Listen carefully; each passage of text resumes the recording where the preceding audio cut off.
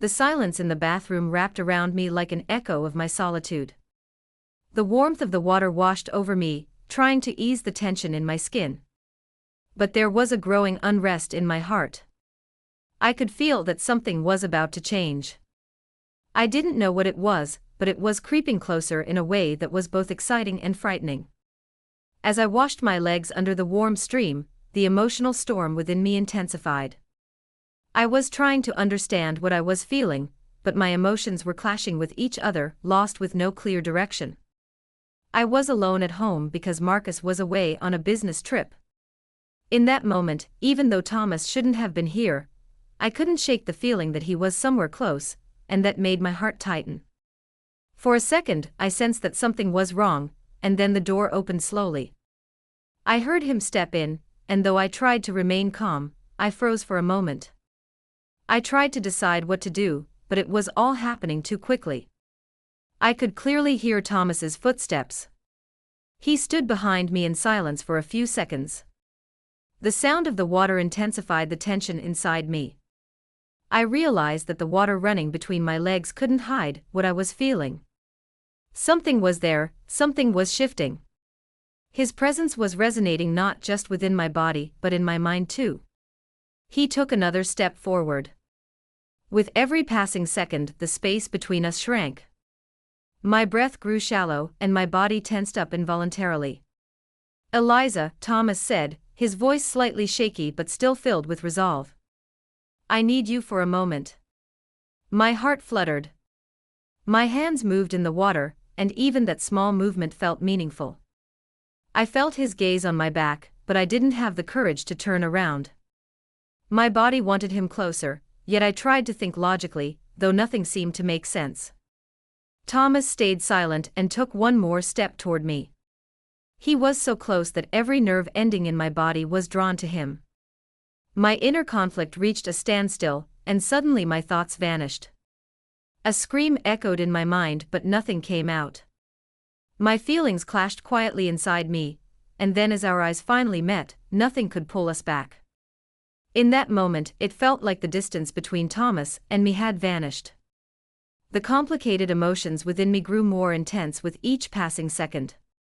Our gazes deepened as we got closer to one another.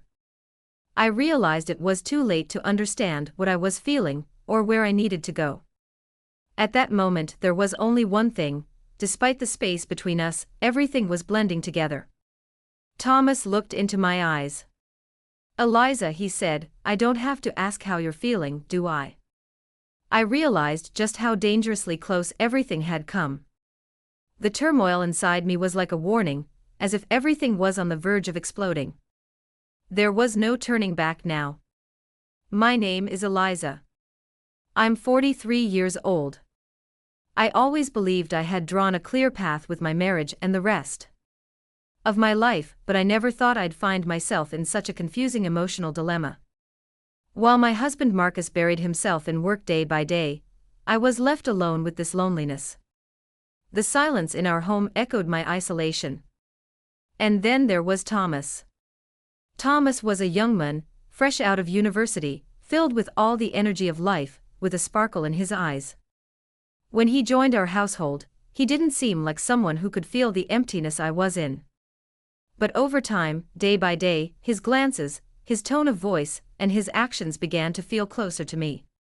Slowly, I noticed that the distance between us was shrinking.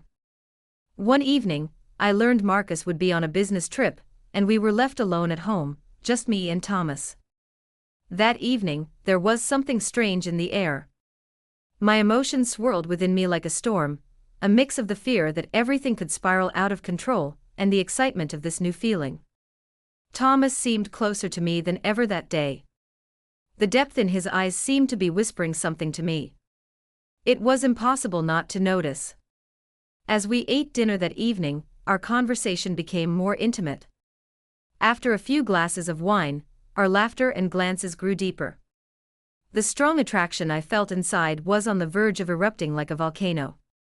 Suddenly, there was a pause in our conversation. When our eyes met, my heart started to race. In that moment, with the warmth in his gaze, I took a step closer. We were so close that I could hear his breath. I could sense his tension and, at the same time, his pull toward me. Our eyes slowly erased the distance between us. Thomas smiled softly. "Eliza," he said, and there was a tremor in his voice when he said my name. "You look beautiful." Those words made my heart beat faster. His deep gaze was drawing me in, making me want to close the distance. Without a second thought, we didn't speak for a few seconds. We were lost in each other's eyes. Then, as if we were two people waiting for that moment, Thomas stepped toward me.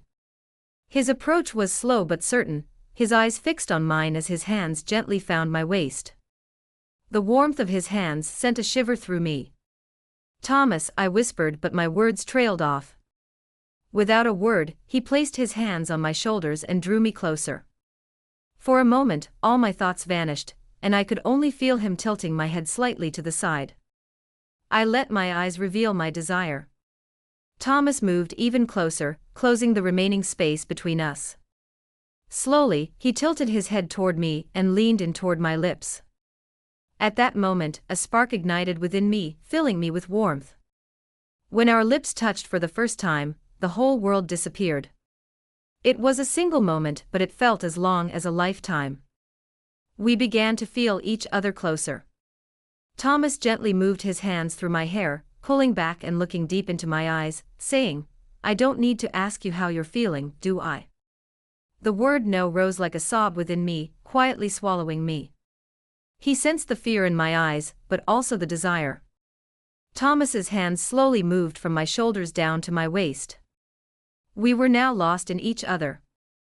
There was eagerness in our eyes, but there was also fear. The loyalty I felt toward Marcus weighed on me like a mountain, yet at the same time, the pull I felt toward Thomas was growing stronger with each passing moment. "Eliza, you feel it too, don't you?" he whispered, his lips just inches from mine, and I could feel something breaking inside. I was drowning in guilt, yet I grew closer to Thomas with every passing moment, unable to resist my attraction to him. My hands, almost without my control, found their way to his chest. Thomas took his interest in me a step further. Slowly, gently, he held me close and pulled me toward him.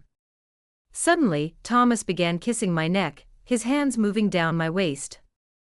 I could feel a tremor spreading through me as he touched each part of my body. The fear in my eyes, the mix of emotions I was feeling, and that intense warmth overpowered everything else. With this inner conflict, it was getting harder to continue this intense physical closeness between us every second. But at the same time, I couldn't resist. I wanted to do it without thinking about the end of everything. That day, I was alone at home because of Marcus's business trip. The clouds covering the mountains had turned dark, and rain was falling gently. The silence was broken only by my thoughts spinning in circles in my head. I felt lost in this turmoil. A few hours earlier, when I was preparing dinner with Thomas, the silence between us felt endless, as if it would never end. Those moments will stay with me forever. My emotions were tangled, leaving me too uncertain to understand what I was feeling. That evening, I went to the bedroom to change. Putting on a simple white dress, I looked in the mirror one last time, still feeling that uncertainty lingering in my mind. I was tired of trying to figure out what to do when the sound of the rain outside mixed with the solitude inside. Something unexpected happened. The door slowly opened, a step, then another step. "Thomas." My eyes turned sharply when I noticed him. In that moment, I felt a shock as if everything froze. "Thomas," I whispered, my breath catching slightly. In that moment, my emotional chaos merged with the physical closeness, leaving me dizzy. Without hesitating, Thomas stepped forward. "Eliza," he said, his voice soft yet determined. "I need you," he said, stepping closer with a look of passion and desire in his eyes. Every corner of my body felt the tension, heart pounding, thoughts swirling, yet somehow my steps moved me closer to him. "Thomas," I whispered again, barely a sound leaving my lips. My hands, restless, searched for something to hold on to as I moved toward him.